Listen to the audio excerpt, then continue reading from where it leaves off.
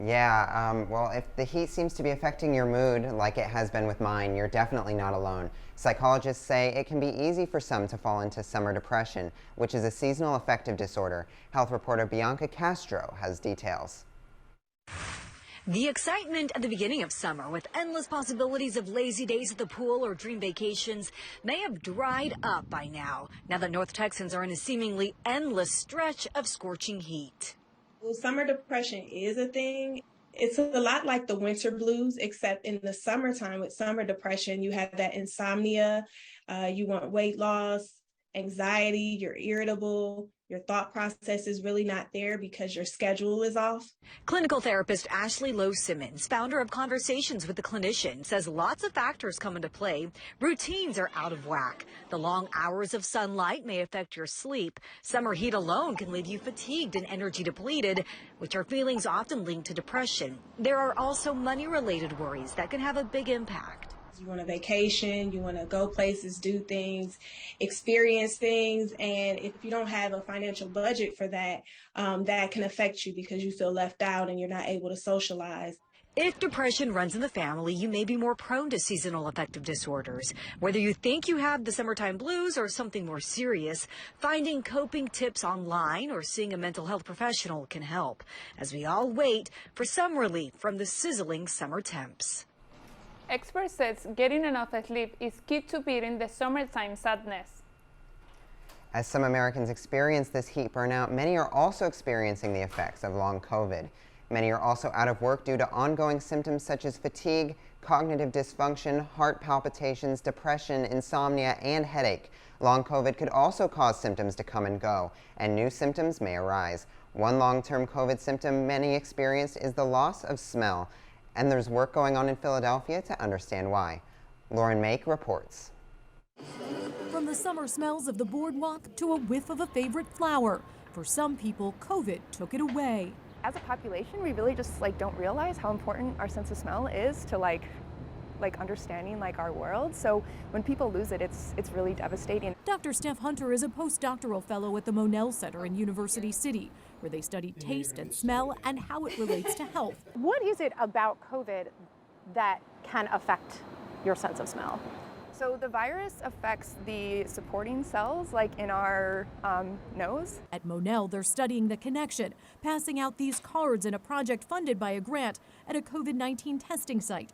You can scan the QR code or type in a website, then peel back the plastic to test your nose. You smell A, so I'm gonna smell it, okay, and then smell B. So they're just these stickers, kind of in magazines with the perfumes. You'll answer questions online about what you smell, Monell then collecting that info for their research. The influence of the virus on the sense of smell varies by person and variant. Hunter says at the beginning of the pandemic, more than half of people had their smell impacted, but then it was a smaller percentage. And they're still trying to figure out the impact from the variants spreading now. In general, how long is a loss of smell lasting for people? I mean, some people have lost their sense of smell in the beginning of the pandemic and they still haven't got it back. Is there anything they can do? So the one kind of treatment that's recommended is smell training. For that, get away from the hustle and bustle. Sit in a quiet space for just a couple of minutes each day. Use essential oils or whatever you choose and try to remember what each smells like. Dr. Hunter says that can speed up recovery if you lose the ability to smell the roses. Dr. Hunter said most people who lose their sense of smell because of COVID don't get it back with about a month. About 15% have to wait longer. The Biden administration has taken some steps to protect workers by issuing a guidance that makes it clear that long COVID can be a disability and relevant laws will apply. Under the Americans with Disability Act, employers are required to provide accommodations to workers with disabilities unless doing so present an undue burden. Accommodations could include flexibility on where someone's work, extended leave, or a new role. Yeah, coming up on First at 5, a look at some events you can expect around the area and the newest arrival at the Santa Fe Zoo. But first, 7 injured in shooting in downtown Orlando. The shooter is not identified.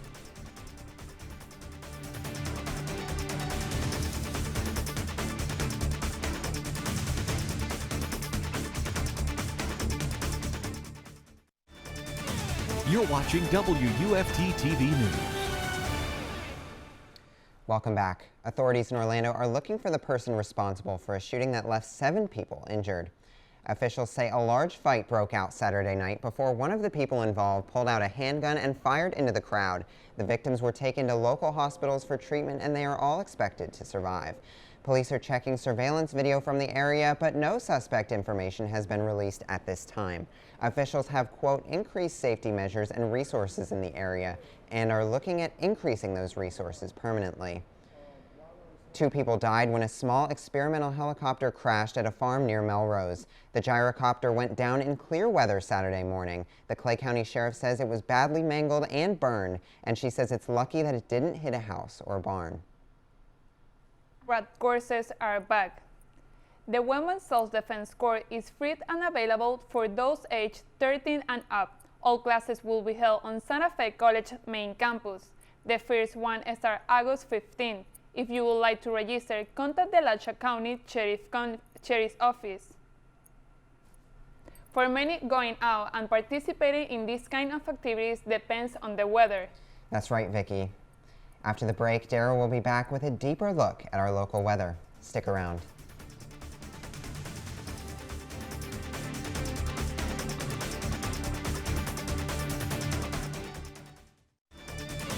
You're watching WUFT-TV News. Today, highs were in the mid-90s across North Florida, but it felt much hotter than that. Many areas, it felt like it was almost 100 degrees, if not more, 101 in Reddick and 100 in Hawthorne. The rest of this evening, we're expecting these scattered storms to cool down our temperatures just a little bit. Between the hours of 6 and 8 p.m., we're expecting our temperatures to drop about 5 degrees as these storms pass through our areas. Later on this evening, as they clear out, we'll be left with a pleasant temperature in the low 80s. Right now, you can see these clouds start to bubble up in our area and get darker and darker as the hour goes on. We're expecting these storms to pave the way for storms to pass through later on this evening. As you can see, the bulk of them are starting to pass through further east towards Gainesville. Lots of lightning in the area. We're counting up to 127 lightning strikes hitting the ground in these surrounding areas. So if you're heading home on I-75, watch out for that. Later on, as you wake up this evening, temperatures are going to feel pretty cool as these storms are going to decrease our temperatures a bit. You'll be waking up to temperatures in the mid-70s across the board. This week and tomorrow, we are expecting rain chances to increase. As you can see, when you wake up tomorrow, it's going to be in the upper 70s. By lunchtime, storms are going to start to develop west along that I-75 corridor. And as we head later on into the afternoon, temperatures are going to stabilize around the upper 90s and decrease. So you can see storms are starting to bubble up in the Gulf Coast. As we head further on into the afternoon tomorrow, storms do develop south. And as we head later on into the evening around 7 p.m., the bulk of them move north towards Gainesville, around Lake City, draping all the way towards Tallahassee. The rest of this week, temperatures are going to be in the mid-90s.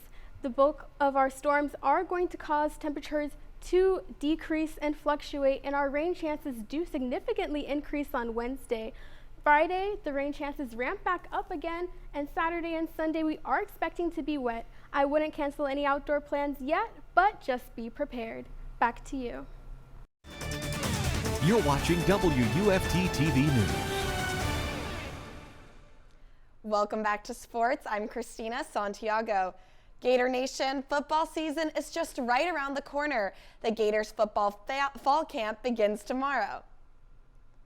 After a difficult football season going 6-7 under Dan Mullen, newly hired head coach Billy Napier enters his first season.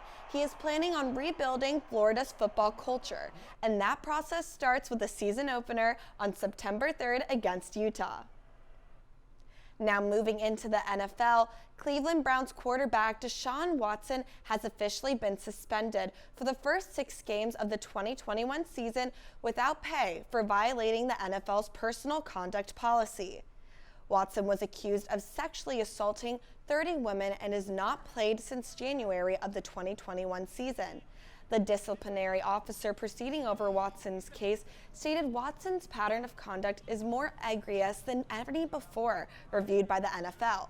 Watson will lose $333,000 from his yearly salary, which is just a fraction of his $230 million contract. Now to a story about Gertie and dreams. I caught up with the Gainesville United Gators, a local youth football team with hopes of becoming national champions.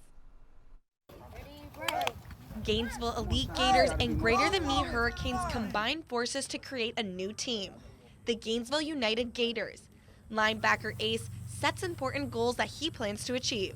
I'm really trying to get to the championship so I can show what I really do. I'm trying to make a name for myself, pretty much. Coach Dwight Whitey Hubbard believes the team creates a sense of community. We're just trying to keep them out of bad situations. They're the less fortunate kids that we're just trying to show them it's different things in life, you know what I'm saying? Instead of being around violence, guns, stuff like that, you know, we're just trying to show them a different world through football. Coach says practice opens the opportunity to overcome obstacles the players may encounter. So we're just trying to show these kids this is one way out. And he says that teaches players important life lessons, such as discipline and hard work. We all we got. We all we need. We all we got. We all we need. Because of that force of unity, there is a new feeling of excitement in the air, and the dream of becoming national champions feels more like a reality. It was such an exciting team to cover. I'm so excited for this season. I know they're going to do great. Well, that's it for First at 5 tonight, but remember, your Florida news is always on at WUFT.org. Have a good night.